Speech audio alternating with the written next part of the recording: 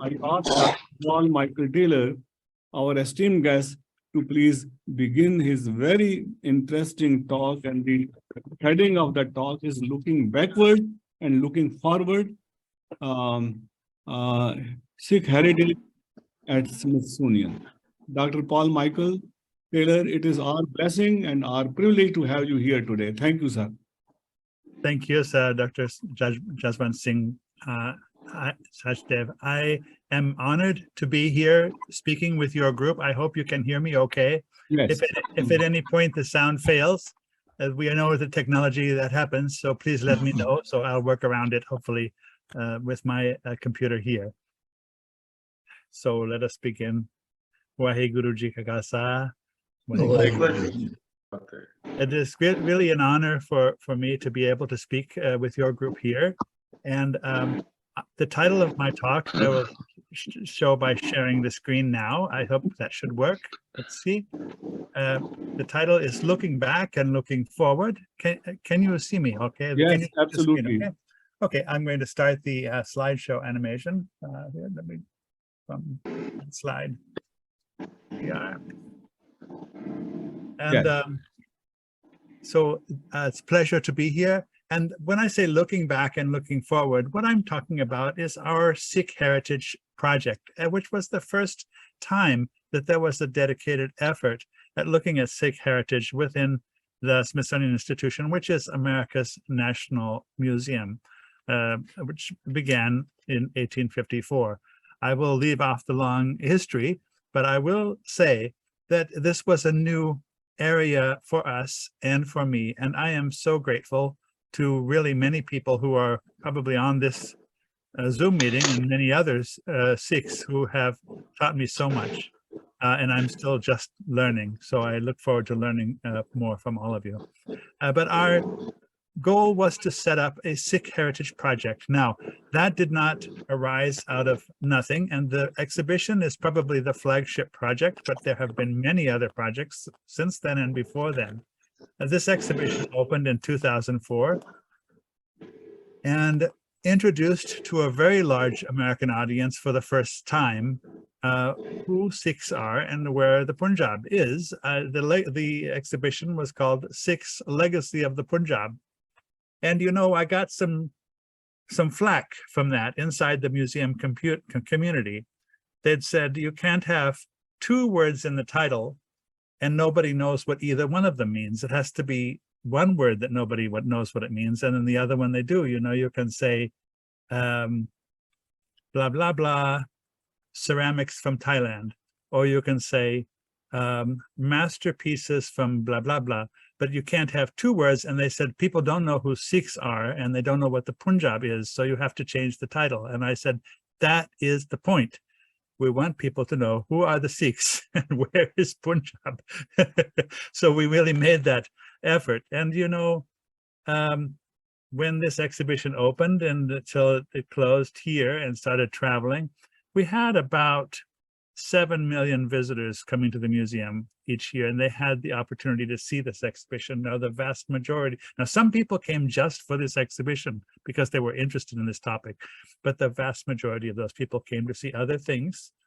And then the exhibition was done in such an attractive way, and the music was so beautiful that they came in and they had a real learning experience.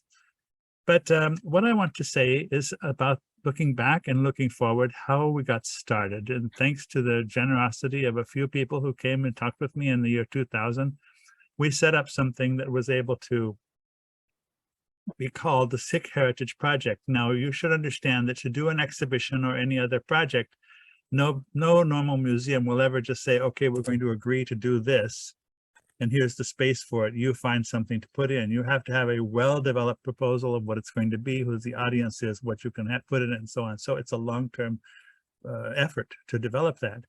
So what we developed is called the Sikh Heritage Project, and it's set up with a Sikh Heritage Fund. That fund has wording in it that makes it clear that any donation, anybody can donate to the fund. It can only be used for the research on and development of collections, outreach projects, exhibitions, and activities relating to the heritage of the Sikhs. It cannot be used for anything else. But it was very general. So we developed a large group of people who advised us what they wanted to do with that fund. And some people thought, you know, we should focus on preservation because a lot of heritage of the Sikhs are things that are being lost in the Punjab and elsewhere. And other people thought, though, that the big problem was the American people didn't know enough about the Sikhs. Anyway, this was in the year 2000.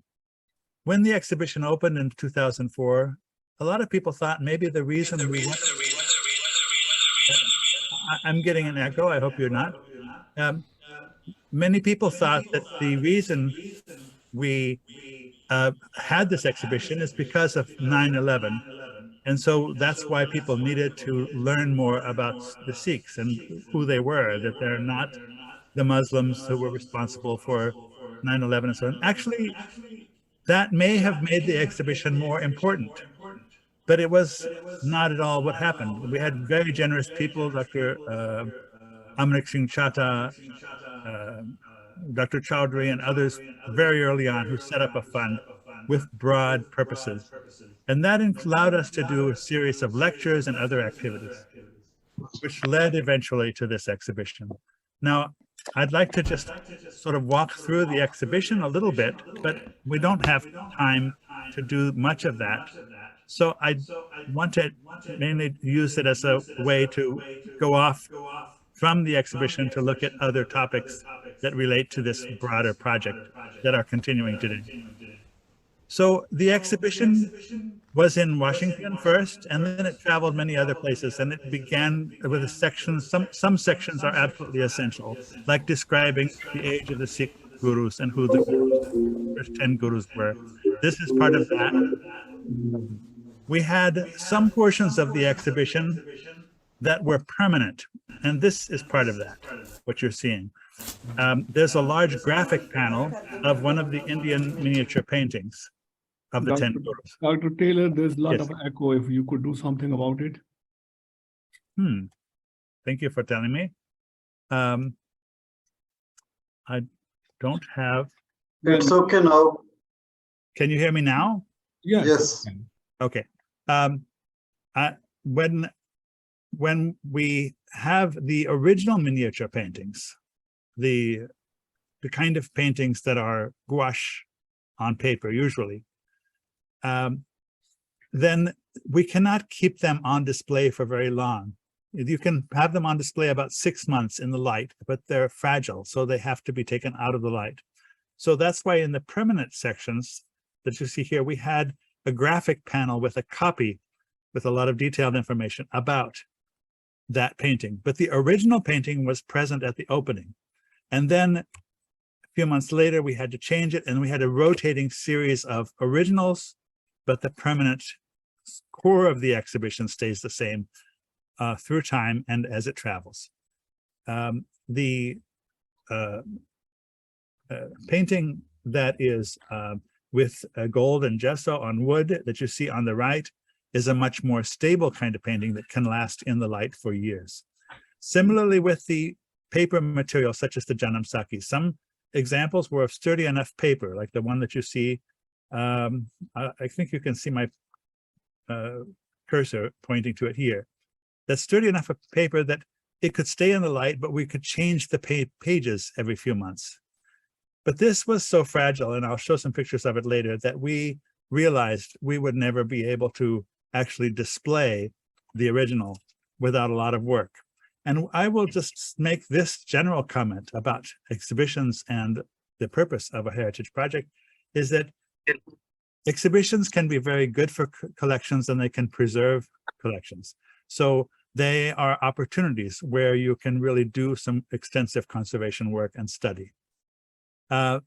Even the Tanjore painting, which is quite sturdy, there was the very generously loaned by a collector in the collecting family in California. They had thought that it was much older than it seemed to be. That made me think that probably there could be another painting underneath it that was overpainted. That was a common thing. So I did the X-ray, but when I did the X-ray, you can see, well, you can see for yourself that there's no sign that there was an earlier painting. What I do see is these double pointed nails, which are holding the underlying wooden planks, we would not have been able to otherwise to know what this underlying structure of this painting was. And maybe somebody here has more experience with this. I am guessing, but this is just a guess, that this method of doing the Tanjore method of putting wood panels together to paint over them might have come from a boat building technique of connecting planks. I'm not sure though. Anyway, it's a very interesting structural painting, but we did believe that it was, more likely 19th century.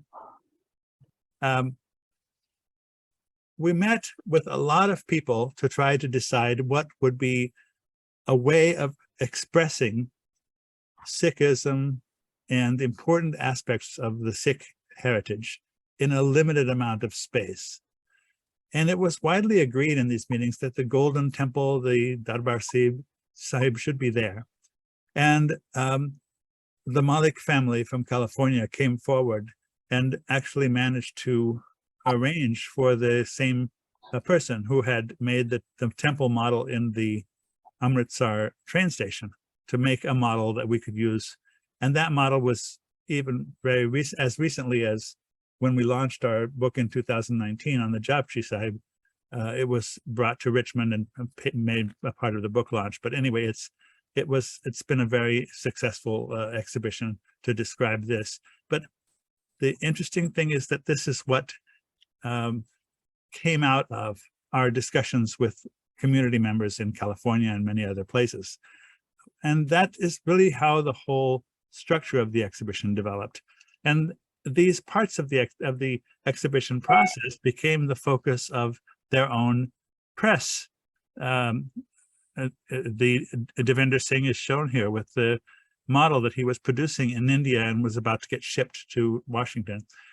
Anyway, we don't have much time to describe all of this, but of the many stories, I just want to bring out a few of them that came from all these community meetings and discussions. Of course, we told in the exhibition and used examples from the 10 gurus. And we also had this section on the transfer of the spiritual authority to the Guru Granth Sahib after the 10th human guru. So we had to have a description of the Guru Granth Sahib, of course, and that is part of our description. But you see, this is a museum environment, so we cannot ask all our visitors to cover their heads and take off shoes and so on. So a label explains that we are talking about something that is not actually present there. This was not, the Guru Granth Sahib Ji itself was not present. It was covered up. We had the canopy, we had everything. And it was such a beautiful arrangement. I was a little worried, and we actually got a backup canopy. I was afraid that some school kids would come in and jump up and tear it down or something. And we get 7 million visitors a year. You have to be prepared for things to go wrong.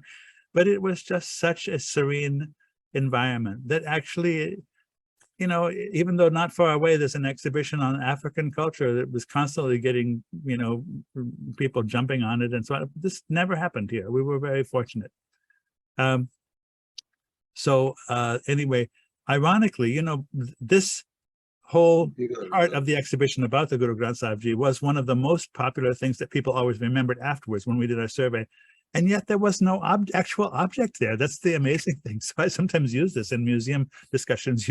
Everybody says you need to have these great objects. I said, well, the absence of an object in one case, that's the Sikh exhibition, it actually was the thing people remembered the most. And then we talked about the continuation of the Sikh heritage through the political environment in the Punjab and the history of the Sikh Empire, the Maharajas and so on. Here's, of course, we have a section on Maharaja Ranjit Singh, but in all of these, we had a lot of conservation work. For the continuous rotating original paintings, this is Hanna Shepanowska, our wonderful conservator who's been working on this material.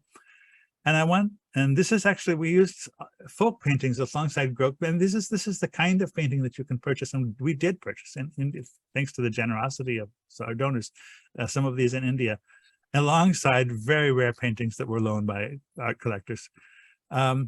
This is a set of these ivory medallions about the court of Maharaja Ranjit Singh. And it's a very interesting, of course, as we all know, many different religions and ethnic groups were involved in his court. And so these were these ivory medallions, which are the photos, the sort of Instagram of this century.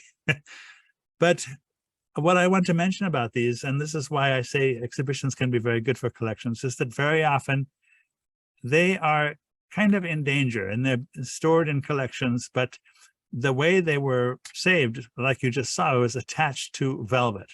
So the backs had a kind of adhesive on them, which slowly was eating away through the ivory and would eventually have very discolored and damaged the ivory piece. So we had to remove that. And this is after treatment. The artifacts that were returned to the lenders were far more stable and likely to last a long time than when we borrowed them. A traditional way of displaying armor that actually has sort of like nails through it, and you can see the gauntlets with the textiles up against the metal, but actually putting textiles against metal for a long period of time is very damaging to them. So when we see these, we really appreciate the care and dedication and devotion that private owners give to their collections. At the same time, we're very concerned about this because there's often some slow deterioration that could be arrested if these were not stored this way. Here we are. This is this is a specialized metal conservator who actually normally works at some of our federal parks nearby here. This is one of the holes that was drilled in to the armor for purposes of that kind of display. This is not something museums sort of agree with as a way that should be done. I mean, of course, it's their private property. I'm not saying they can't do it, but we always have good suggestions other than this kind of thing. The materials used to sort of make these things shine can also be damaging, and all those have to be kind of very carefully removed. Here we have a textile conservator looking at the textile components of a shield along with myself. And as far as the gauntlets goes, let's look at this before conservation. You see lots of threads are loose and they're up against the metal, which is damaging them. And then after conservation, those threads can be very carefully tightened to the place where they originally belonged. And I'd like to point out that before conservation, this contact of textiles in armor with the metal is very damaging to the metal, and it's also damaging to the textile. The solution that we try to recommend is to place an inert material like Tyvek. Tyvek is just actually was used in construction of houses. It's a very inert material, and that is a perfect protective layer between a carefully restored textile and the layer of metal. So anyway, these are just a few examples. Chainmail is very often broken, and reattaching that is, requires basically very slow and patient bending of the metal. I know this probably sounds like it's all boring stuff to a lot of people, but this is kind of what makes Sikh heritage last, because Sikh heritage is threatened in many ways. And I wish we could have done more. And it's just, I don't know how we can do more, but we hope that we will be able to do more. I'd like to use an example of something that we were not able to do. There just wasn't adequate, time and, funds and resources, and just getting it all together with collections that are all over the world. And let's look at the so-called Lahore School of Painting. Maybe I have an example here from a private collection in California. This is the artist's sister, actually, at her wedding. What is it about Lahore painting? I will guess what it is. It's that this is a school of painting, which in my opinion is really a world-class school of painting. It was largely Sikh, but there were Islamic and Hindu Lahore painters as well. But what's been wrong with it, if you want to say it that way, is that this was in between the sort of Western style of painting and the Indian traditional style of painting. I mean, this idea of having a painting on canvas, that's an oil painting on canvas that you put in a frame and put on the wall, That was not the traditional method of painting in India. It was paper paintings that you don't put on the wall. You put them away and then you bring them out and you hand them and you pass them around to people. And that's the Indian style of painting. So this was a cosmopolitan, we could say, or maybe even Western style of painting.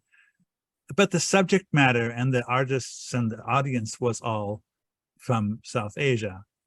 So at a time of Indian independence and so on, I don't know if part of the reason that this school of art did not get the attention and care that it deserved is because for the Western viewers, it was not Western enough. And for the independent South Asians, it was too Western.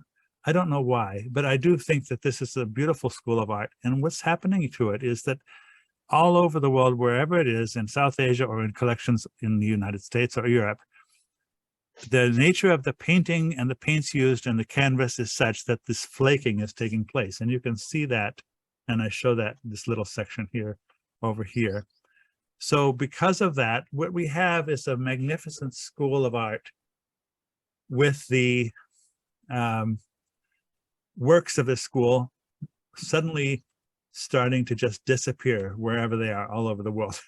So this is one of those classic place examples where one wishes that we could just organize a big project like an exhibition or something that would do a catalog and do restoration of these things and then maybe send them back to the lenders or put them in some museums or whatever we have to do to try to preserve them. But it's a big job. And there are many examples of this in Sikh heritage and South Asian heritage more generally. I'd like to use another example here. This is the Janam Sakhi that we thought about trying to put on display, but looking at more closely one of the paintings one of the painted pages, I should say, within the Janam Sakhi. I'm assuming in this audience, everybody knows what a Janam Sakhi is, so I'm not explaining that. But anyway, so this recounts the tale of the life of Guru Nanak Dev Ji and his travels. Anyway, so we used just a photograph of this Janam Sakhi, as you saw at the entrance of the exhibit when it was called The Age of the Sikh Gurus. But what we're seeing here in this close-up is actually what happens with this very brilliant green-colored paint called verdigris. It's a chemical composition, which when you first put it on is very brilliantly colored. And that's why people just loved it. The problem is that it's slowly eating away at the paper. So it's a very complex process to neutralize the damage to the substrate. So you have a beautiful painting, but the substrate is disappearing. And everywhere verdigris was used, which was a wonderful idea when it was introduced because it made the artwork look so beautiful, this is happening. So this is another big job that we face. I know that Nikki Guninder Kaur Singh has just published a new book on Janam Sakhi in the British Library. There are others, and there are wonderful examples of translations that could be done to make this kind of thing better known. I hope that in those projects, one by one, as we can organize these projects, we can undertake some things of this kind as well. Well, there's lots to do. That's, I guess, one of the points I'm trying to make. Here's this. Now, as I said, the exhibition opened in 2004. In 2006, we co-organized with several wonderful organizations like INTAC and Anandpur Sahib Foundation in India, a conference on cultural preservation in the state of Punjab. And it was funded by the Indo-US Science and Technology Forum, which has been very helpful to us. In the course of that period of time, we tried to organize some important projects. And one of them was to help put together the package proposal from the state of Punjab for a proposal to the World Monuments Foundation, which did make a major award for the preservation of Kilo Mubarak, which is the world's largest human-made limestone structure. And like all limestone, is in badly deteriorating condition. Anyway, so we brought a bunch of experts from the Smithsonian and other places together to India. That's me at the opening of the conference there. And the opening statements are up online on my YouTube playlist, by the way. So that's the kind of thing we like to do. I will say that we had a series of conferences prior to the opening of the exhibition as well. And those were not just talk festivals, they were real opportunities to examine ways and directions that our project could proceed in the future. And that was very productive for us. And this actually came out, this idea came out of such conferences, and this conference itself had many good effects later. Here we are, the group of us. One of the people on our team was formerly the head of the Smithsonian's Museum Conservation Institute, and previous to that, he was at the Metropolitan Museum of Art as an authority on biodeterioration of limestone. So you can imagine when he got to Kila Mubarak, he was just like in heaven, because you've got the world's largest limestone structure just deteriorating all over the place. So we're looking at things that could be done. Anyway, lots to do. The exhibition itself continued traveling to a couple of venues in California. This is its opening, not after Santa Barbara. It opened in Fresno in 2012. And as often happens in the local Gurdwaras, they also invited me to talk about the exhibition and about the project there. When it opened next in Texas, there were the opening events there at the Institute of Texan Cultures at the University of Texas at San Antonio. And that included some wonderful opening performances, but also we had family activities. And that's when, you know, kids from around San Antonio and kids of all ethnic groups and so on were given these Bhangra dances and so on. So this was a real opportunity to increase the visibility of the Sikh community, in addition to talking about the exhibition. I mentioned the broad focus of the Sikh Heritage Project. It wasn't just an exhibit by any means, even though some people sort of imagine that was the case. That's never been the case. And we had a series of conferences, and out of that, many things came as results. One of our early conferences was about private collections of Sikh heritage in India, and particularly things associated with the gurus. And we had a talk about Abhay Sikandar Singh of Bagyan and his collection. I had the opportunity to meet him later, actually not far from here in Washington. He came here, and I said, you know, I think we could find a good writer and we could get some photographers, and if you would be interested, we'd like to do a book about your personal, your family's collection, so associated with the gurus. And, you know, he's continued eating for a while and was calm about it. And he said, you know, to be honest, he said, I'd rather do it myself. And in the end, years later, it took a while, but he did. He brought in Rupinder Singh, and they did. We helped them. We paid for the photography and so on, and they produced this book, Sikh Heritage, Ethos, and Relics. It's really their work. It's a wonderful description. I think there's some echo coming from somebody else's microphone. I don't know if I'm the only one hearing it. It sounds like somebody else has got the microphone. Yeah. Okay. Anyway, so this is an example of our publication program, and this was kind of first. After this, we realized that we needed to prepare the catalog of the Sikh Legacy of the Punjab exhibition, because at every venue, as I mentioned, we were rotating the fragile things, and in addition, we were adding things each time. So it went to several venues and all through California and Fresno.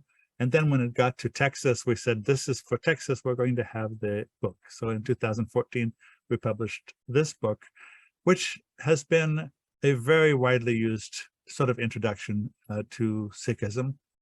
And a Sikh organization here in Washington, D.C. bought copies for everybody in Congress and, you know, some other libraries. There's still, you know, people are still getting out there and buying copies for local libraries, public libraries. So we appreciate that when they do that.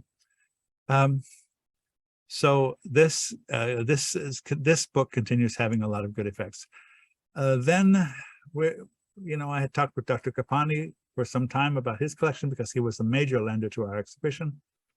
And you know, we had thought about different ways to do this. And when the 2017 50th anniversary of the Sikh Foundation was coming up, Sonia Dami and I got together and we just started calling everybody, and we got a series of articles done by different people. And we produced this book, which has been very well received, Sikh Art from the Kapani Collection. And it's a particular type or approach to the subject that hasn't been done since then and wasn't done before. And I have one of the articles, and Sonia and I wrote the introduction, but a lot of different perspectives that are deep discussions of particular thematic areas. In my chapter, I talked about what happens to Sikh art when it's put into a museum context as opposed to its traditional context. And I actually used some examples, including these from our exhibits. This is from Texas, where people are lining up for their turban tying lessons. Anyway, but so that was the next big book publication project. After that, we became involved in additional efforts to describe Sikhism for a large and broad public. I think we would say that that is our kind of focus. And we're very grateful to Dr. Rupinder Singh Brar. You know, he's long been a Sikh sort of catechism teacher type of person who's into talking to kids and explaining things. So that seems to have helped him with his ability to explain things clearly for general audiences. But he prepared his own translation of the Japji Sahib and commentary, and I was honored to be able to write the introduction to this. We did a lot of sort of editing and tried to help illustrate this with good artworks. So this was the next book that we came out with, and we launched this in 2019, luckily just before the pandemic. And it was a great ceremony, I have to say. This is Senator Kane, Tim Kaine of Virginia, at our launch at the Virginia Museum of History and Culture with Dr. Brar, and he's holding up the book. And as you know, he was the vice presidential candidate with Hillary Clinton. Although I should quickly add here, we've had very strong bipartisan support from many people, Republicans and Democrats, who show up at our events. But this was the Virginia launch of this publication and celebrating a very important anniversary as partly through the production of this book. Actually, that you can see that in this. We're having just before the event, and we brought the what you saw in the earliest slides, the model of the Darbar Sahib or Golden Temple that we used in our exhibition was there in Virginia, in Richmond, the old capital of our Confederacy, and a really widely seen event that was preceded by a sort of march through town of the Sikh community to launch this book and celebrate the 350th birth anniversary of Guru Nanak Dev Ji in Richmond, Virginia. I don't remember exactly when. I think I put it in the book and in this paper. I met Dr. Parvinder Singh Kanuja from Phoenix, and I realize many of you here today are from Phoenix, and I from that area, and I believe Dr. Kanuja might be among the audience. I just want to thank him so much for teaching me so much and sharing his collection. I was very intrigued by his collection and his approach to collecting. Arts of Asia it justifiably calls itself right on its cover the foremost international Asian arts and antiques magazine. I've written on it for this magazine before. They're published out of Hong Kong, very widely quoted and available worldwide. But if they didn't really ever, I think, have any paper on Sikh art. So this was the first Sikh art and devotion in the collection of Parvinder Singh Kanuja. And it was a wonderful. I have the final talk as well. Dr. Taylor. Yes. I'm hearing other people talking, so should I stop now?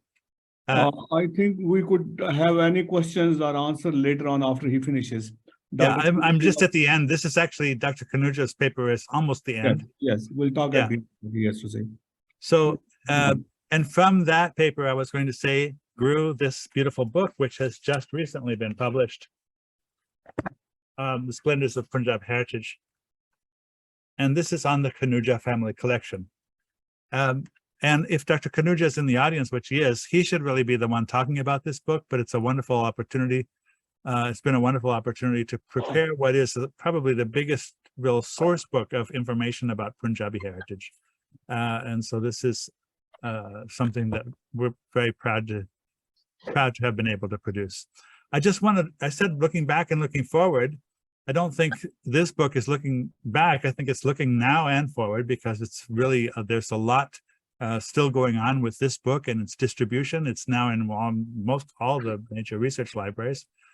But what I will say is that we have a few projects that I want to mention for the future. One is, thanks to generosity of several of our past supporters, well, including Dr. Kanuja and others, we have begun an effort, which is very advanced right now. The translation is almost finished. The translation is finished, but the layout of the book is not finished. And that is, we're translating the book Sikh's Legacy of the Punjab into Thai. There's a very large Sikh community and an old Sikh community in Thailand. There's a few images and here's the Gurdwara in Bangkok. This community is very little known and understood by the very large surrounding Buddhist community in Thailand. A lot of my colleagues in Thailand tell me they really don't have any book in Thai to explain Sikhism. So our book is the one that is now going to become available to explain Sikhism. And then that is going on now. We hope that it will be finished sometime in the coming year. And then the other project that is just kind of starting, and this is our first sort of production meeting, is a second project with Dr. Brar, who's got a very interesting idea that we are talking with, and we're speaking with the Rick designer and Matthew Arnold, I appreciate here in my office, who's helping me with everything, and others. We're working with Dr. Rupinder Singh Brar, the author of the Japji Sahib translation, about the idea of maybe telling the history of South Asia in the form of a kavya, and that format of extended poetry was used in many South Asian languages. So we're going to try telling that history of South Asia, including the central events in the history of Sikhism, in the format of a kavya. Why do I think that is worth really trying? Because frankly, English has become a South Asian language. I mean, let's face it, we have more people who can speak English in India than in England. And so since the kavya format spread to a lot of other South Asian languages, we're letting it spread into English to produce a history in this format and see how it goes. So it's very experimental. We have a lot of ideas. We still think a lot of conservation work, a lot of spreading information is necessary. But we've sort of started something that is a very good heritage project. And so that is my concluding note, to just thank everybody who's been such a big supporter of the Sikh Heritage Project. And that's our address. If you have any questions, or you can contact me through Dr. Sachdev or Dr. Kanuja or anyone else. And we really appreciate everybody's continuous support and interest in your prayers and blessings. So thank you all. That's what I had to say, and I hope I didn't take too much time. No, you didn't. Thank you, Dr. Paul Michael Taylor. I think we will continue with discussion. If you could stay on for a while. Sure, There sure. were questions people asking. Could we remove this, can you Yes, unshare it? I'm going to unshare, stop sharing. Here we are. Yes, yes, thank you. Now we can see everybody. I have seen Dr. Gyaniji has raised hand, but before I do that, I'll ask Dr. Parminder if he has to say something, because he wanted to say something while you were talking. Dr. Kanuja? So, you know, what I wanted to say is, again, express my appreciation to Dr. Taylor. And you know, I don't know whether Dr. Taylor has been so instrumental about this book. We have given him 975 books to be distributed to museums and universities worldwide. And recently in India, it won it was a finalist for the book of the year for art, photography, and culture. And so that's the first time Punjab Heritage has made it to that level. And again, it's Arts of Asia, which he talked is the premier magazine. I mean, tremendous reach. So again, so that was awesome. So again, I mean, my appreciation to Dr. Taylor, and I ran into Dr. Broad at a wedding this weekend, and again, he expressed the same thing, and he continues to work with him to do more books. So thank you, Paul. Thank Thank you you, very Dr. much. Sahuja. We'll continue our discussion with Dr. Paul Michael Taylor. Dr. Taylor, the most interesting thing you said, so far I'm concerned, was that you have that room set up for Guru Granth Sahib, but there is no Guru Granth Sahib. And perhaps that's the reason there has not been any vandalization there. And I think this was a very bright idea. In fact, I'm really spellbound by the thought you brought into it to show exactly everything, but making sure that the Guru Granth Sahib is left as it is to maintain the respect for it, what Sikhs believe in that. Your extensive labor for conservation, we learned new things that if the fabric is brought close to the metal, there is issue with it. We didn't know that. There's something very interesting. And your further information to us about School of Painting in Lahore, I wonder if you could make some comments as to whether those people are still able to, because there's a huge museum in Lahore where a lot of Sikh heritage. In fact, one of the speaker here before you was the curator from the Lahore, who has been very much involved in it. Actually, not a curator, I should say, the professor and head of the Department of Museum Conservation. That was very interesting to hear. And your difference between the oil painting on the canvas being a Western phenomena as opposed to regular color painting, perhaps that's what is done in the Eastern world, was something new, which we did not know. And you also mentioned about one person named Sikandar Singh. It would be nice if you tell us a little bit more as to who that person is. At least I don't know. I don't know many more people except Dr. Kanuja might know about him. And my other question was, Sonia Dhami has been a speaker here, and in fact, we really liked her information because she has been able to carry on the legacy of Dr. Kapani. Having said these questions, I think I'll wait for your answers after everybody has asked other questions, and then you could answer one by one. Let's see what Dr. Gyani ji has to say. Gyani ji, Gyani Harpajan Singh ji, ਹਾਂਜੀ doctor ਸਾਹਿਬ ਤੁਸੀਂ ਕਹੋ ਜੋ ਕੁਝ ਕਹਿਣਾ ਜੀ, please. Waheguru ji ਕਾ ਖਾਲਸਾ ਵਾਹਿਗੁਰੂ ਜੀ ਕੀ ਫਤਿਹ I not had to say many things, just I want to so much thank you for Dr. Paul Michael, because what kind of effort he doing, and those who helping him. I hope this will be special treasure for Sikh heritage for our next generations. Thank you so much for coming. Thank you, Gyani ji. बहुत ज़्यादा शुक्रिया ਤੁਹਾਡਾ. It was beautiful what you said. I'm glad that you said something. And Dr. Kripal Singh, now you please, you say something. You have raised your hand. Yes, Dr. Taylor, I'm very impressed by the presentation. I did see this exhibition in Smithsonian when it was done. It was really very exciting. I've also seen exhibitions in Asian Museum, Dr. Kabani's in San Francisco and other places in Seattle and all. But my point I'm asking is, are these things there even now, or it is just was only for a certain period and now this is dismantled? Dr. Michael Taylor, you Shall want I to answer that? Shall I answer that one right off? Yes, Okay. yes. In general, I mean, not just Sikh art, all South Asian art is not something that you can keep on display long term without constant rotation. And there are now two permanent galleries of Sikh art. One is the Asian Art Museum's Satinder Kaur Kapani Gallery, and the other one was set up by Dr. Kanuja at the Phoenix Museum of Art. And and that was named in honor of his family members also. And so there are 2 permanent galleries. Those permanent galleries, though, have to constantly rotate materials. So that's a difficult thing for museums to do. We were very, very fortunate to have our Sikh Heritage exhibition as long as we did, but it was never planned to be there forever. I don't think, we don't really have that strong of a collection. It was mostly borrowed material that had to go back to lenders.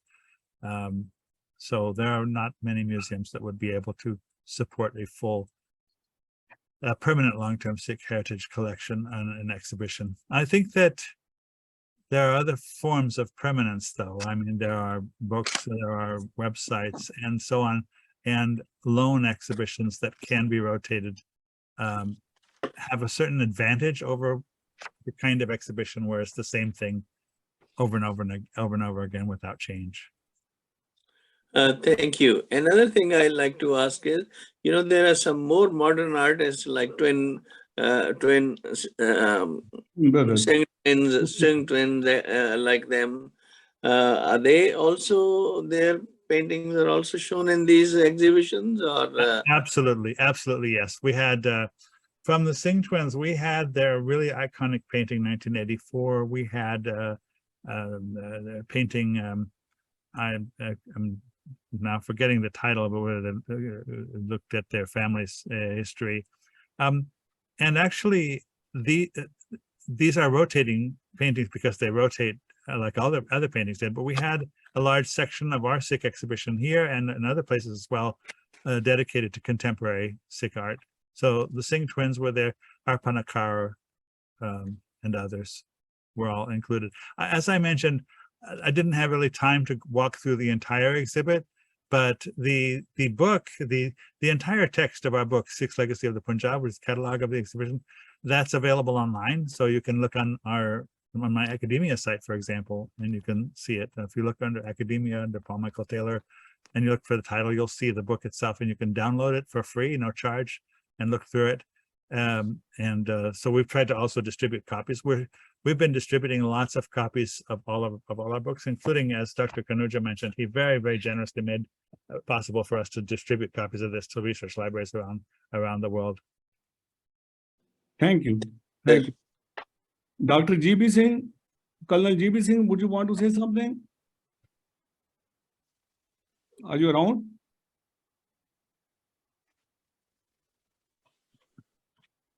I'm sorry. Can you hear me? Yes. Yes. Yeah, great. Dr. Taylor, thank you. Thank you. This was great presentation.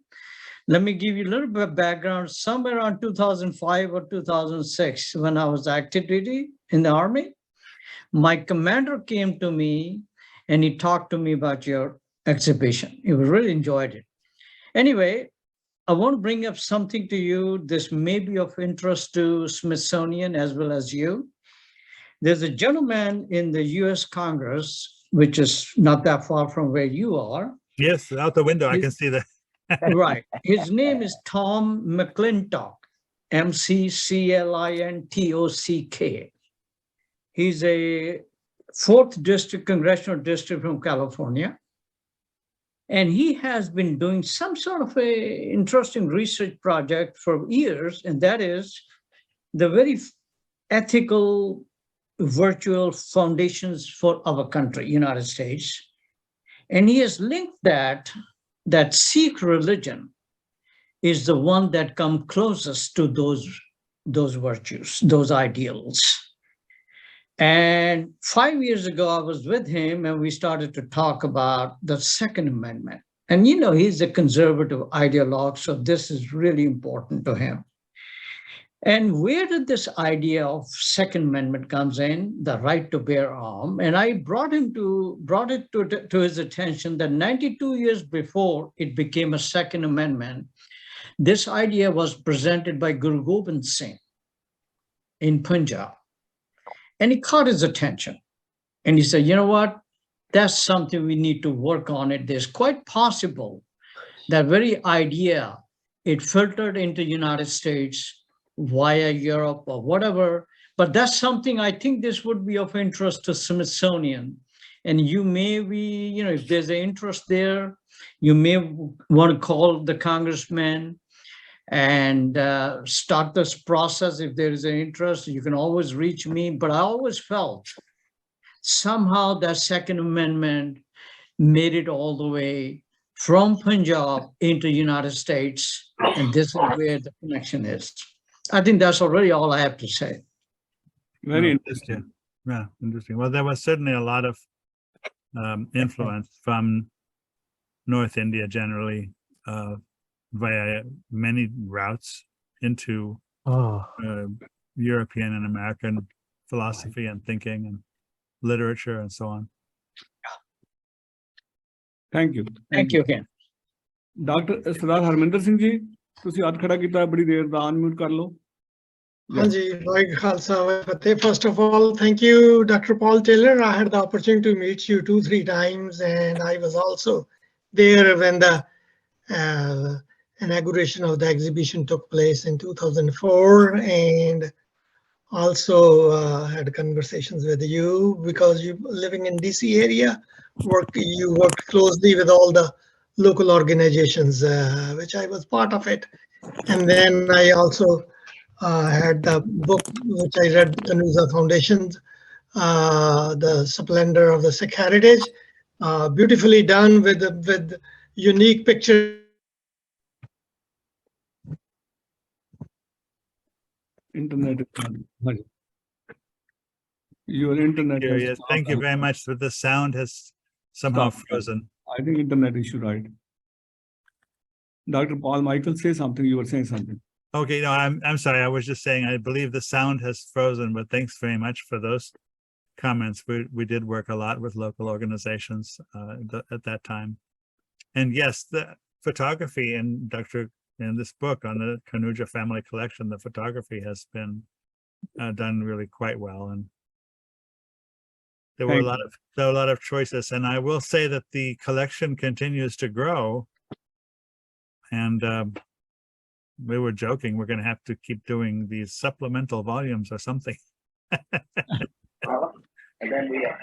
You know, I want to also let the audience know there is a major news about Sikh museums and Sikh art.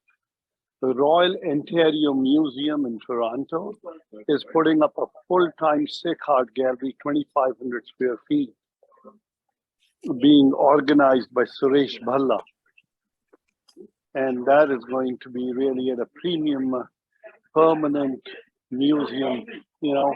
So that would be awesome for us. And I think it will serve as a base for rotating exhibits also.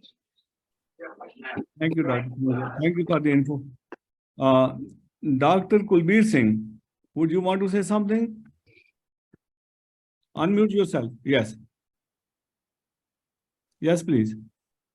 Unmute it.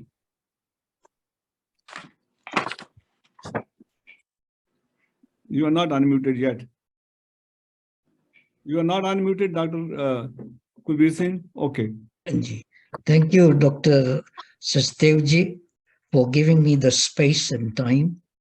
At the outset, Dr. Paul, thank you for a very significative, if I have to use the words, forgive me for using my words, and revelatory sort of exposition of what you treated us to.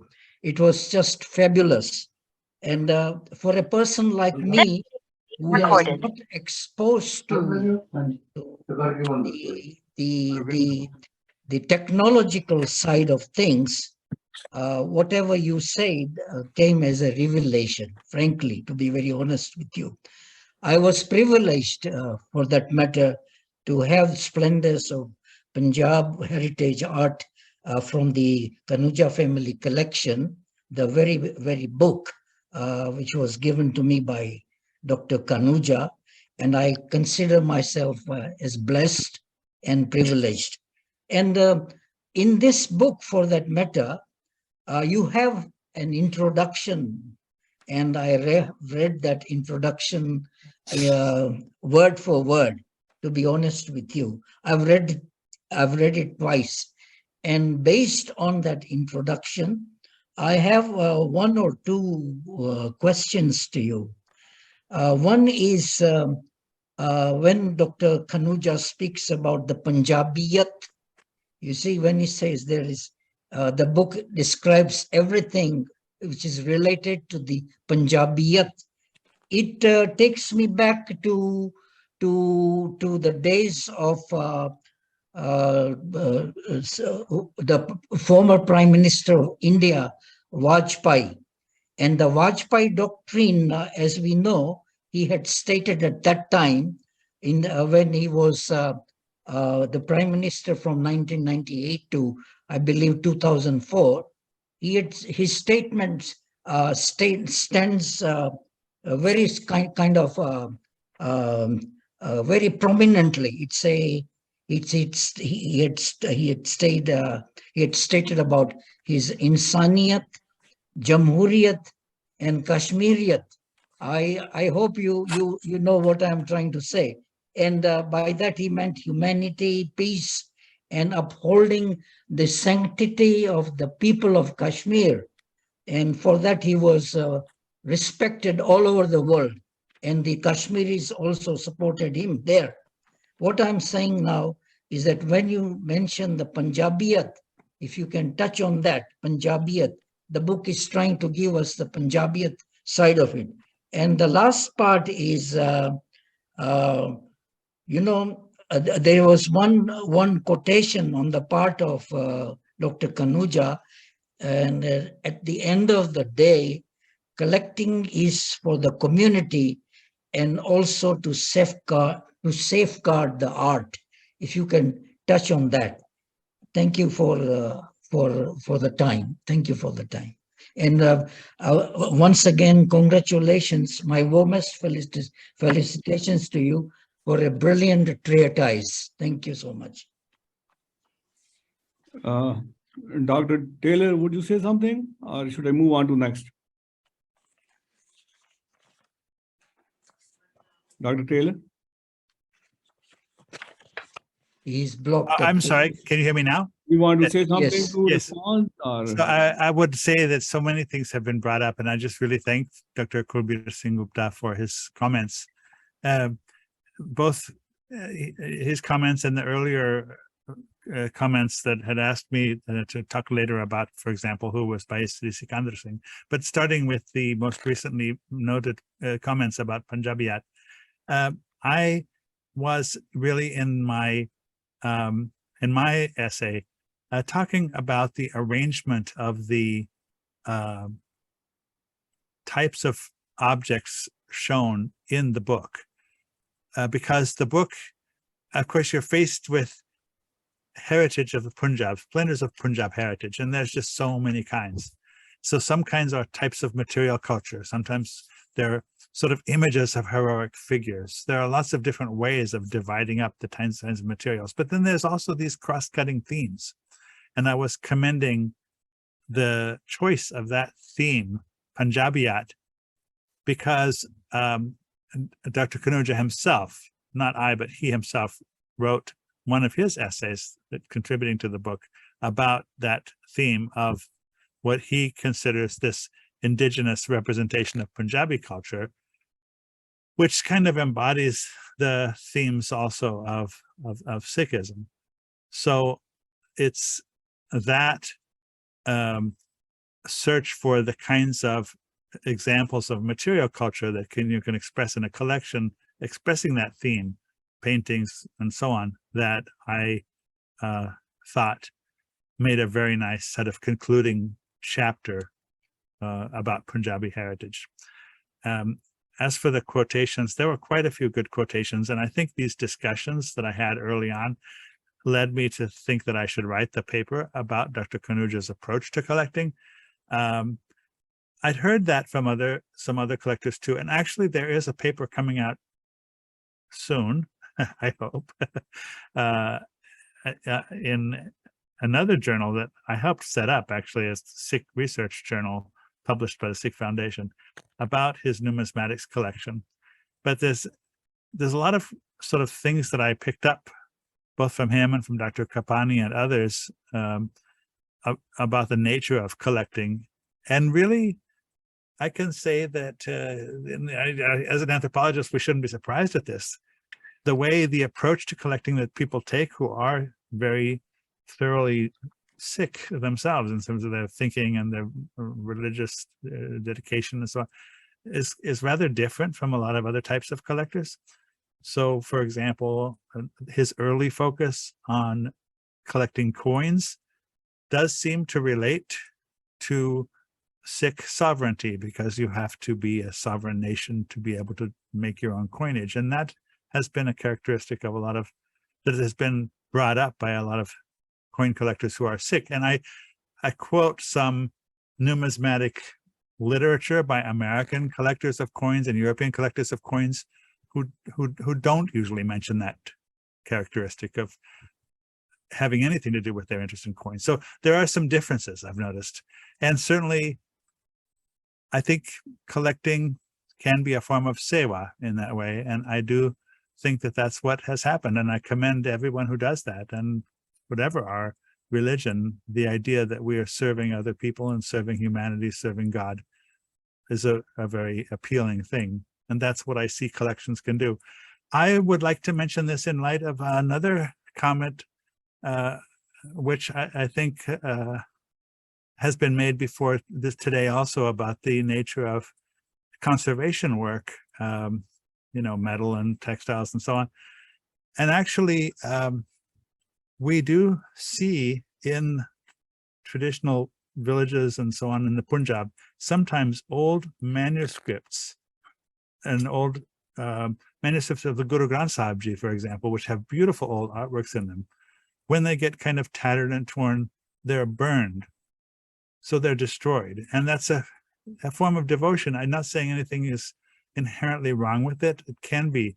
But now I think people are recognizing that conservation itself can be a form of devotion as well. Mm-hmm. And so an alternative to taking an old tattered manuscript and burning it in a way that is like burning, cremating another kind of guru, cremating a human, but cremating a Guru Granth Sahib by burning it, which was done in many villages traditionally in the Punjab. I mean, of course, for those of us interested in old literature and manuscripts and paintings and artworks, we kind of cringe at that, but we have to recognize this is an indigenous tradition. And I think it's being increasingly substituted now by another form of respect and honor for these old manuscripts, which is to do conservation work or put them in libraries and museums where they can be preserved. So that's a transformation that museums and people in our field have had on indigenous thinking in the Punjab, just as we have learned a lot about how to keep in museums and libraries things that have to have a certain sacred attention. I mean, I did, like many libraries, the Smithsonian Rare Books Library has a copy of the Guru Granth Sahib, and it was given with a set of information about how the Guru Granth Sahib Ji is supposed to be handled. And so many libraries have that. I mean, that's one thing that Gurinder Singh Man, Professor Gurinder Singh Man explained to me very clearly, that yes, you should put a copy in the library. People should be able to access it. And I did that along with information, not in a normal library, you can check things out and take it home, but in a special place with information on how it should be handled. So I hope I'm not going too far off the main topic, but that's in response to some of the questions raised. Now, in regard to the very much earlier question when we began about who is Bhai Sri Sikandar Singh, he is like, for Bagrian doesn't have a Maharaja. It has this Bhai who actually arranges and officiates at marriages among the other Maharaja families. So they have their own. Bhai Sri Sikandar Singh has that role. So the Maharaja families of the Punjab had their own family collections, which often include a lot of material directly associated with the original 10 gurus themselves. And so I asked about making a book about his collection. He ended up doing a book, this book here, about the Maharaja family collections in the Punjab, and he did it with Rupinder Singh. And we were able to help with photography and other things to get it together. And and it took quite a few years, but it did finally come out. It was quite good. It's in a way not like a normal museum publication. It doesn't actually have the measurements of every object and everything, but it, you really feel like you're walking around the Punjab with the gurus, the original gurus by your side, because he gave it to this person, and then here's this, and this goes with it, and that was given by a different guru to somebody. Anyways, each of these objects has its own, biography, its own history of connection with the gurus in the Maharaja family collections. So I think he was in a position to write that, and with Rupinder Singh, he did a very good job of that. But that's who he is, and I think that's what the book was all about. I was glad to be able to get, I didn't get very many copies, but the copies that I had, I was able to distribute to libraries around, some major research libraries also, and encourage other people to get copies. Thank you. Thank you. You did answer those two questions which I had. Now, interestingly, your presence here was motivated initially by Bhai Harbans Lal, and I see him sitting there. So I would ask Bhai Harbans Lal to make a few comments if he could. Well, thank you very much. I should thank him in that case for the honor of being here.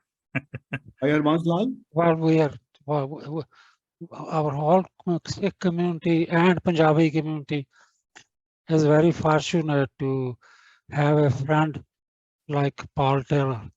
I was also in that large meeting when the museum started, idea started, and then museum started, and then had opportunity a couple of times later on to visit us.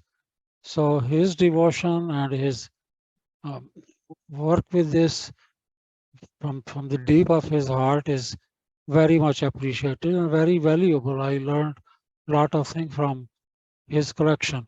One of my questions was that I have not been there recently. Is the collection over there is somewhere exhibited or in storage, or what's the status of collection there?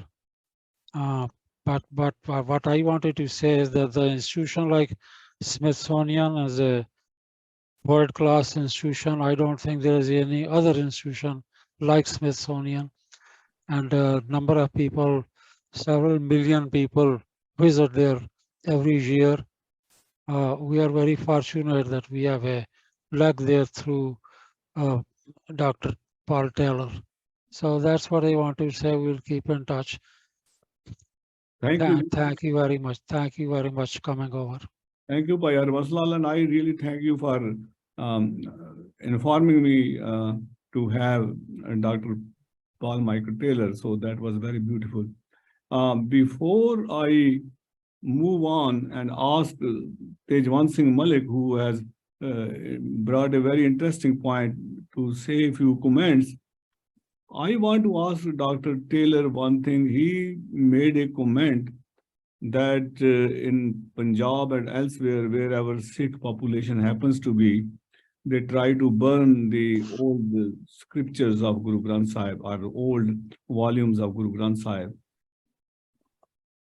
How would you suggest that this habit, I will call it a habit or a kind of tradition which has been going along, and you said very rightly that bringing them to museum and taking care of them is as good a seva as burning them, or as good a tradition as keeping them.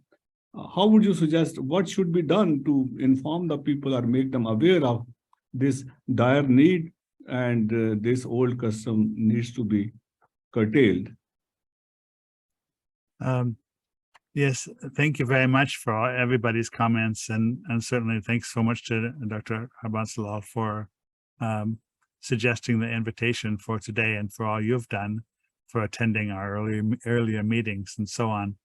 I do want to say, definitely, 100%, this whole Sikh Heritage project has never been something from me. It's never been me. It's been just hundreds of wonderful people who've contributed in so many ways. So I just really kind of embarrassing to be sort of treated as if this was something that I did, because it wasn't me at all. It was so many people. Anyway, on the topic of awareness, yes, this is an issue, and I wish we had more opportunities to get back to this topic. I think the visibility of conservation work in museums is certainly important. And social media and letting people know that these are options for forms of sewa that are very worthwhile. I think that's a very important thing to have happen, but we haven't had that many opportunities. Even, I have to say, I tried, as I said, with organizing along with my colleagues in India, this conference in Chandigarh with trips to several other places to talk. And some of the panels were held in other places, one in Anandpur Sahib, one in Patiala. And, you know, we saw libraries where people were laminating old manuscripts with the idea that this would preserve them. This was a very old technique, you know, that you put paper between two pieces of plastic. Some people do that with their old, like, business cards or old pieces of paper with their photographs, and it lasts fine for a couple of years. But it's the worst form of preservation because over time, the adhesive is eating away at the emulsion on the photographs and eating away at the paper. So, I mean, it's a very, very expensive process to take that lamination off, and it should never have gotten on. And so I was too polite maybe sometimes to talk about that very much, but it is a common method of so-called preservation, which is actually destruction. It's used sometimes in rare book libraries in India. Maybe not now, but I'm talking about 2006. I saw that still being used. And also the destruction of old manuscripts as a form of respect, you know, and we're seeing this, I have to say, in other areas too, where people think that the best thing you can do is to bury or get rid of something as a form of respect. And it does kind of make me cringe as a person who thinks that these old manuscripts and old artworks have a tremendous value. And I'm not saying that people have evil intentions. They're obviously doing things that they think is respectful, but I'm saying, please, let's all try a different form of respect that would also allow these materials to really carry forward a message about Sikhism into the future. That's all I'm saying. Thank you. Thank you.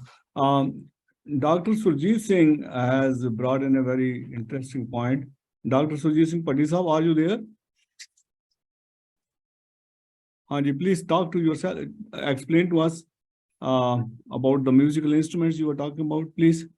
I was wondering if the institution has any musical instruments based on the strings, the traditional string instruments, some of which were developed during the period of the Sikh Gurus. Or you think it is possible to have some substitutes which represent the instruments now? We do not have a collection like that. I can say we had a school collection which continues to await the next venue of our exhibition. School collection meaning it's for public use, and we use that in the exhibition. But we don't have such a collection.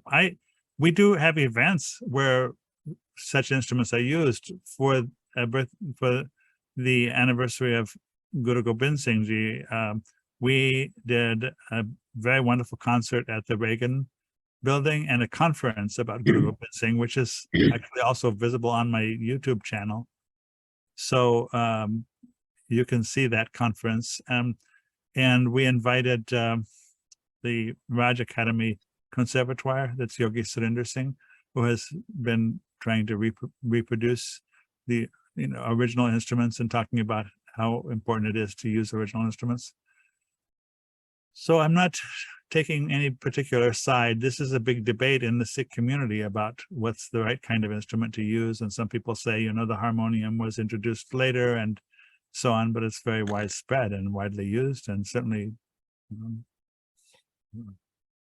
an incentive for wonderful prayer and so on. so I don't take any side on any of these issues, but it's a big topic, and there are a lot of people working on it. So yeah, we would love to become more active. I think the way we would go about it at this point, there are so many other collections. We don't need to everybody have the same collection. I would say that it would be good, though, to put together a really good book about the history of Sikh sacred music. So that's a future book topic, maybe. Thank you. Sardar Rajinder Singh ji, ਤੁਸੀਂ ਗੱਲ ਕਰ ਲਓ. ਹਾਂਜੀ. Thank you, Dr. Sachdev, and thank you, Dr. Taylor, for such a wonderful presentation. With your couple of decades or more of experience in all these things, I would like to pick your brains when we talked about Sikh awareness. Now, next month, the month of April, is a Sikh awareness month in many states in the United States, and especially I'm from Illinois, so in Illinois also. So what I want your suggestions is that what works best with the mainstream while working Sikh awareness? Is it the Sikh culture, is it religiosity, is it langar, is cultural parts, arts, or, what works best that is catchy for the mainstream people, that, okay, that what we present, they catch it right away and they remember it, and in a way they're impressed by it. Thank you, sir, for that really very interesting question. And you say you want to pick my brain. I'm afraid that won't take very long because I don't know very much about this. I'm kind of guessing about this topic myself a lot. I wish I had more of my sort of finger on the pulse of the broad American public, and I don't, because I personally find things so fascinating and interesting. And then sometimes I get started talking about them as sort of general audiences, and I look around and I see, that everybody is bored stiff because they don't want to hear about, my interesting stories and so on. So that can happen. I have been very pleased to see that my interest in describing the history of South Asian history and the Sikh experience and so on actually has kind of attracted a lot of attention by people who knew nothing about the subject. But I mean, I have a lot of observations about this. I don't think that I know how best to do this increase in public awareness, because I know my own field. So I think by now I know how to do a good museum exhibit, how to do a good book, some public speaking maybe. But, it could be that being a sports star, a filmmaker, something that I'm not, opera singer, bringing the Sikh experience to these completely unrelated things that I know nothing about, video game manufacturer, whatever. This is maybe another direction to go in, and the people who do that can be very successful, but I'm not going to be one of them. You see what I mean? So when it comes to doing a museum exhibit, I think I would, by now I know what's going to really be interesting to people. I will make some interesting observations about that. I guess the main one I would make is that we can't try to express Sikh heritage or Sikh culture without having a lot of Sikhs themselves getting together in the room and saying, okay, what's important to us that we want people to know about us and about our history and about, our philosophy and that kind of thing. So we have done a lot of those meetings. And it's, people talk a lot about things that are associated with the gurus, the swords, the things that they've touched, that they've written about, and said they say everybody has to know about this, but actually the average American doesn't really understand what they're looking at if they look at that. Whereas so often the Sikh community doesn't realize the Sikh heritage is surrounding them, and they don't have to go back to India and borrow a sword handed down from one of the gurus in order to have a lot of things that you can show about Sikh heritage here in the United States. Something that you've done in your home, or folk painting, or some kind of amuletic device, or a coin collection, anything like that. And so, for example, we in the exhibit, these sections about who the 10 gurus and so on, the Darbar Sahib, these were things that everybody in the Sikh community thought should be important, but they completely left out some very important things that nobody ever thought of because it's just so obvious to them. They don't think that Americans need to hear about it. So there was nothing, no section of the exhibit initially as we planned it that explained what is the turban and why do people wear it. And that's because none of the Sikh community members ever suggested that this was something that we needed because it was just so obvious that they didn't think about it. But the vast majority, when we started showing the draft images and here's what sort of general audiences that were coming to the museum for other purposes and said, we're thinking about doing an exhibit. We have this, we have this. And everybody says, one of their first question is, so why is it that they wear these turbans? And we realized that has to be answered in the exhibit. I mean, my philosophy about making an exhibit is if you make an exhibit and then 1,000 people see it and all of them come out afterwards and they liked it, but everybody has a couple of different questions, that's fine. That's a very successful exhibit because they got them to think. But if they all come out of that exhibit and they all have the same question, then that's a failed exhibit because that question should have been answered in the exhibit itself. So if everybody comes out after seeing the exhibit and says, you know, one thing that I didn't understand, why is it that everybody wears that turban? Then that means that question should have been answered in the exhibit. So that question was answered in our exhibit. I hope I'm making it clear that sometimes people who are Sikhs don't realize what it is that other people will really be interested in knowing that they have to explain. That was the reason I asked that question. And if we plan and set up an exhibit table or booth or a certain area in the state capitol lobby, and where people, the politicians, as well as a lot of general Americans are coming, walking by and looking at things, may stop by, what would make them stop at that table and ask questions? You know, that's what I was getting at, to get the biggest bang for the buck. You know, yeah. I don't know. We tried doing, because this is on how people can answer this question, is to try to interview the people in the audience, and you get different answers with different populations in different parts of the country. But I will say that all over the place, we had a section with people who are just local Sikhs. And so in Fresno, when people walked first into the museum, there were pictures of lots of people from around Fresno, different walks of life, men, women, children, older people, everything. And basically the message was, we are Sikhs. We are your neighbors. We're your friends. There's an exhibit here about us. It's on this section, and there's part of it on the second floor. Please visit. And we welcome your comments and your thoughts. So it was like welcoming from neighbors. When we did our exhibit here, I don't easily go back to find a photograph of it, but we had a section at the entrance. We went to the Gurmat Vichaar in the Silver Spring, Maryland, and took a picture did a kind of composite picture of lots of people, and they were wearing the, you know, tennis shoes, kids, older people, again, just communities. And this is, again, the message was, we are your neighbors and friends. We are Sikhs. Please, please come view this exhibit, which tells you a little bit about us. Something like that. That's a simple message that attracts people. I will say that. Well, there are lots of things that attract people. I think that there are, but you do have to get right to the core aspects of Sikhism to sort of explain it, and it takes some time and some attention, but you can get people interested in this way. Yes. In that regard, I want to ask you one question. When Balbir Singh Sodhi died, I heard that somewhere along the line his turban was either taken to White House or Smithsonian. Do you have any idea where that turban is?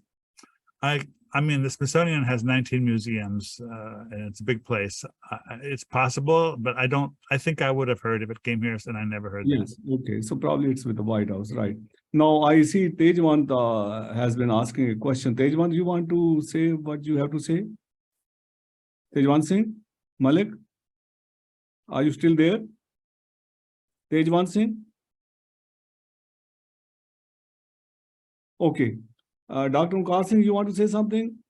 Dr. Sir, thank you.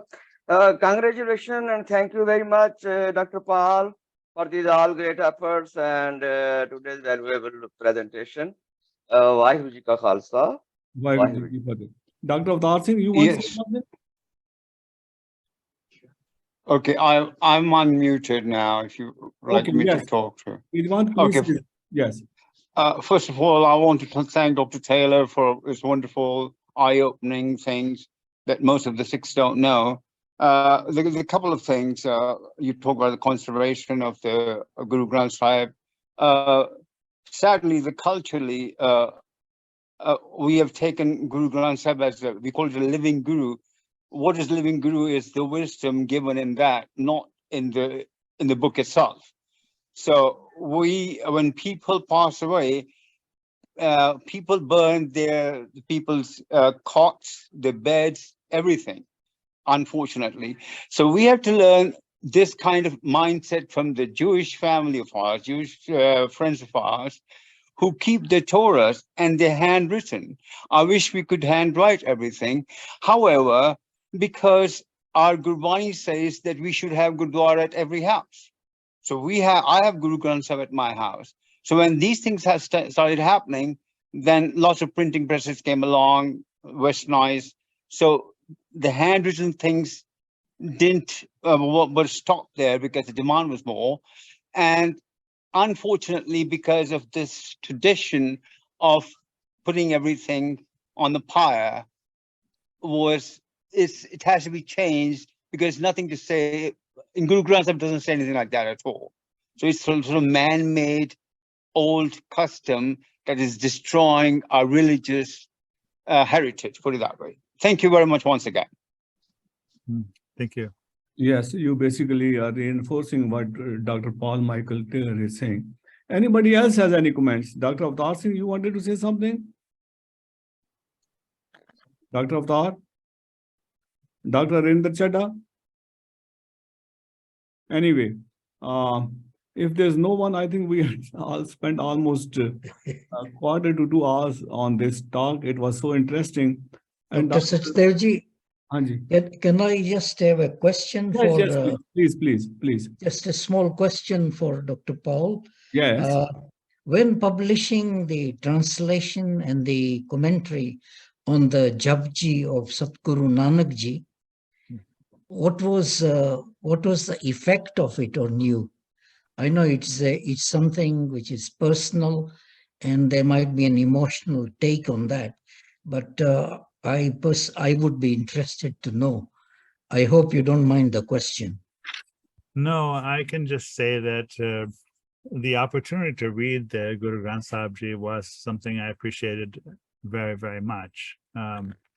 And I will also say, I mean, as a religious person myself, that when I am at a Gurdwara, you know, although I don't unfortunately speak Punjabi yet, maybe I'll have a chance to study it sometime. You know, I love to follow along these hymns, and there's that wonderful tradition here and in California both, I notice, where you have the PowerPoint or whatever, the screens, and it shows both Punjabi and the English as you're reading along. There is no prayer that I have ever seen and read there that I could not honestly feel I was saying myself. In fact, yesterday, Dr. Paul, we were fortunate to have been, as community members, we were fortunate to have been invited by the Arizona Synod, in where we had rendered the Ardas. And we were treated with, I think everyone handled the Ardas with a sense of devotion. So that came as a real pleasing point. Yes. I just wanted to share that with you. Yes, that's wonderful. What I also think, though, is what I expressed, you know, when in my introduction to this book also, I think that because of its tradition of being a religious text, which the Japji is recited daily by many Sikhs, you know, it's such an important religious text that it might have not, for that reason, been credited fully in the wider sort of history of literature as a work of South Asian literature that is part of the world literature and world philosophical tradition. So that's why I really thought that what we needed was something that made it accessible so that it could be seen as a real part of and contributor to broader literary and philosophical traditions throughout the world. I mean, there's so many parallels to Western philosophers, other forms of literature, and so on. It doesn't in any way detract, quite the opposite. It makes that, I think, even a more valuable work of literature in addition to being a religious text. So without in any way minimizing its importance as a religious text, I was trying and hoping that it would be appropriate for the Smithsonian to publish such a thing. As we, by the way, did also publish, for example, in 2014, I published the poetry of the Sufi Islamic 18th century poet Maktub Ghuli. And I was the editor for the English translation from Turkmen. I was very honored because the president of Turkmenistan himself wrote the introduction to that book. And that was it was a successful book to introduce this Sufi philosophical tradition, which is something I have worked on just a small amount and published a couple of books from this place, Turkmenistan, where I spent a lot of time. I mean, in a way, I think that's one thing that I guess our government was anxious to have me do, and the State Department and so on, is to turn my attention, the Smithsonian's attention, to places like the Central Asian Islamic countries that were important to the U.S. for various reasons. But all these things take time away from other things, I have to admit. So we couldn't do everything. We couldn't do everything we had hoped with the Sikh Heritage Project, but we keep doing things. I am very, very hopeful now for the two ongoing projects, the new book with Dr. Brar and also the translation of our book into Thai. I hope that someday, I mean, we have to finish the Thai translation first, but someday I'm hoping that we will find a way to translate this book into Urdu. This is the one that I think we really need to be able to make it available in Urdu. So we found a publisher, you know, they priced it out and so on. We have the same problems we have in Thailand when they try to print a book in the cheapest place to print it would be China. But in China now they have a rule, if you show any map of Asia with China in it, it has to show China's boundaries in the way China wants it to be shown. So we refuse to print in China for that reason.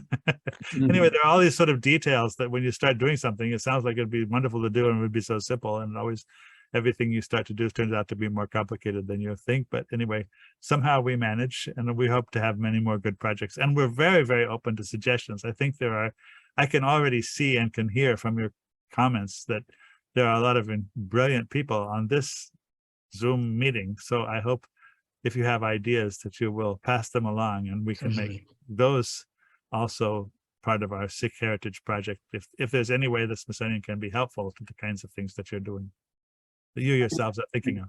That's beautiful. That's beautiful. We'll certainly get in touch with you. Is there anybody else who wants to say something? Because we are running short on time now. Okay, not. Then let me finish by saying two things. Number one, Dr. Taylor, I have no words to thank you. In my broken language, whatever I can say, I can only say that I am really, really obligated and thankful to you. And I am saying it from the bottom of my heart that you did a beautiful job for us. It is something we needed to know. We talk about many things, but this is one aspect which we really hardly discuss. Not even this kind of meetings, what to talk of Gurdwaras. Of course, these are so far removed from Gurdwara, because the Gurdwaras are basically meant for certain things, and there are certain things which are kept out of those places. Anyway, I hope the gradual, as we go along, traditions will change and people will learn, because without having a wider spectrum and wider knowledge about things, what people are doing, I don't think we will really be having a what we call Sikh awareness. Of course, people are doing it, we should do it, but this is something which we should also be doing it. And for that, I really thank you. You made us aware for several new things. Number one, you made us realize that this is one important subject that we should not miss sight of. And people like you or who are at the helm of the affair, while still there, we can take benefit of it. And number two, I think somehow if this kind of thing be connected with our religious places, it will be much more easier to let the public at large know, at least Sikhs at large know, that what an important part of life we are missing. And this is the real way of showing the progress in our faith, especially in countries of the West where our number is very small. And oftentimes, as you know, we have been forgotten or misused or misconstrued as people who haven't done things, but we are blamed for those things. With these few words, I really want to thank you, and hopefully somewhere along the line, I will call upon you once again to come and continue your discussion. But at this time, I think it's enough.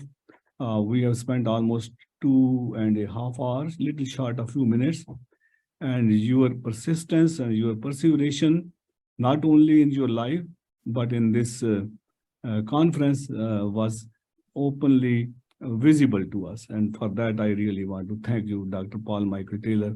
It was really great to see you, and it was really great to listen to you and hear to you. I thank you all for the honor of being here and for your attention and this opportunity. Thank you.